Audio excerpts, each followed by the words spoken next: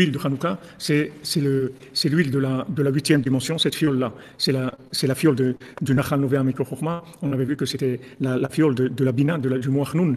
Et cette huile-là, c'est elle qui donne la Bina. C'est-à-dire que maintenant, quand on dit que les Grecs, ils ont été métamés, kol hashmanim, ils ont rendu impurs tous les shmanim, c'est tout celui qui va aller selon la logique, alors il va rien comprendre parce que c'est tout devenu impur, tout devenu impur. Vous voyez maintenant, tout le monde sait que le vaccin c'est ce que c'était, et c'est plus, ça se cache plus, tout le monde le sait. Et voilà les pauvres, regardez les gens là qui sont partis de tous les jours, il y en a un là, un là-bas, une là, une là-bas. Le cœur il s'est arrêté d'un coup, le cœur arrêté, chauffeur de bus, son cœur il s'est arrêté en plein milieu, l'autre s'est arrêté en plein milieu, l'autre ça, comme ça. Tout ça, ça vient du fait que les gens, ils n'ont pas de bina, ils n'arrivent pas à sentir, à déduire qu'il y a un problème.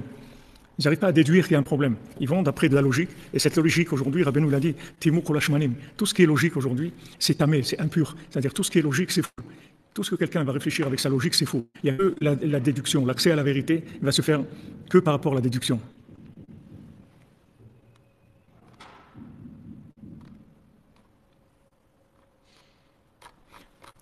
Aujourd'hui, ceux qui vont vouloir comprendre logiquement, ils vont être perdus. Rabbeinu dit, Rabbi Nathan, il a dit, Rabbi Nathan, il avait Megillat Star. Rabbi Nathan, il savait, il connaissait le déroulement de la venue du Mashiach, parce que Rabbeinu, il leur a révélé, il leur a écrit, même tout le déroulement de la venue du Mashiach.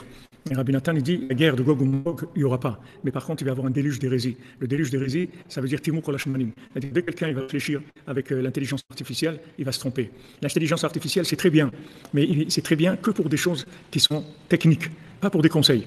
Que des choses techniques que maintenant vous avez besoin de savoir comment on répare un robinet, comment on choisit un réparateur pour la voiture ou pour la chaudière, ou où est-ce qu'on peut aller en vacances pour pas cher, des choses techniques, mais pas des conseils. Pas des conseils. Il ne peut pas vous donner des conseils parce qu'aujourd'hui, toute l'intelligence artificielle, c'est le résultat d'une base de données, que cette base de données, elle est remplie de choses qui sont intoxiquées. Ce sont des notions intoxiquées, puisque toutes les valeurs qui sont données à ces notions-là, elles sont fausses. C'est des valeurs imaginaires. Comme nous l'a dit le Yitzhara aujourd'hui, c'est l'imagination. C'est-à-dire que ce sont des données imaginaires. Donc on ne peut pas demander un conseil. Le conseil, c'est que par la bina. C'est-à-dire qu'on va prier, on va se connecter, on va prier, on va s'attacher au tzaddik et on va recevoir la bina. C'est-à-dire on va être inspiré pour faire les bons choix. Mais il y a beaucoup de gens qui n'ont pas fait le vaccin juste par inspiration. C'est tout. Ils ont senti qu'un truc n'est pas clair. Pourtant, je veux dire, il ne fallait pas être un grand prophète pour déduire qu'il ne fallait pas faire cette chose-là, que ce n'était pas clair, qu'il y avait une embrouille. Il ne fallait pas être un très très grand prophète. Mais vous voyez, les gens, ils ont été avec de la logique, et les gens aussi, ils ont été trompés par leurs proches, par des gens qui étaient autour d'eux, qui pensaient que ces gens-là, ils étaient honnêtes et sincères, alors qu'il y avait des manipulations énormes.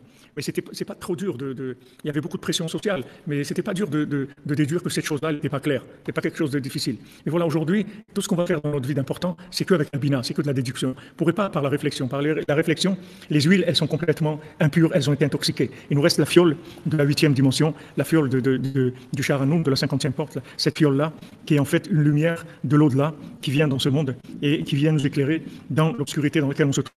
Donc, les gens, ils parlent de guerre de Gog et Magog, les gens, ils ont peur de l'Iran, ils ont peur de la Chine, ils ont peur de tout ça, mais le danger, c'est pas l'Iran et la Chine. Le danger, ce sont les idées qui circulent et la logique qui circule, c'est ça le danger. C'est-à-dire que tout ce qui est logique, ça va se noyer complètement. C'est sûr que même si quelqu'un il a fait le vaccin, au Hachem, il y a beaucoup de gens, la plupart des gens qui ont fait du vaccin, au Hachem, ils sont en bonne santé, ils sont vivants. Mais il y a eu des gens qui avaient des petits problèmes, même qui étaient des problèmes qui n'étaient pas ressentis, juste des petits dysfonctionnements, et ça a été fatal pour eux. Mais au Hachem, la plupart des gens, ils n'ont pas été détruits par ça, au Hachem. Mais il faut ressentir les choses. Il faut ressentir pour le mariage, il faut ressentir pour la parnassa, il faut ressentir où habiter, il faut ressentir les gens, il faut ressentir. Si on ne sent pas, la logique, elle va nous tromper. Ce qu'on va voir, en tout cas, ce qui est sûr, c'est que ce qu'on voit, c'est faux. La vérité, aujourd'hui, elle ne se voit pas, elle se déduit. Et pour avoir le mérite de rentrer dans le monde de la déduction, il faut de la émouna, il faut de la foi, il faut de la crainte, il faut de l'attachement tzaddik, il faut de la prière. Tout ça, c'est ce qui va nous donner le bon sens, qui va nous permettre de faire les bons choix. Comme Rabbeinu l'a dit, Mashiach, il va venir avec des gens simples qui font des psaumes.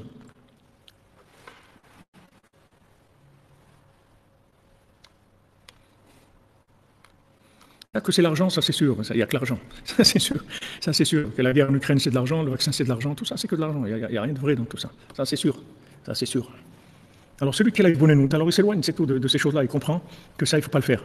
Alors Rabbeinu l'a dit, voilà, les gens simples, qui font des psaumes, eux, ils vont emmener le Mashiach. Quand Rabbeinu l'a mis l'exemple, il a dit, voilà, il y a un roi, il a été à la chasse avec ses ministres, et au milieu, il y a eu une torrentielle qui est tombée, et tout le monde s'est sauvé, et ils ont abandonné le roi. Et le roi, il a trouvé, il est rentré dans une petite cabane, et là-bas, il y avait un homme simple qui l'a accueilli, qui lui a donné des habits propres et secs, qui l'a mis à côté du poêle pour se réchauffer, qui lui a donné quelque chose à boire et à manger.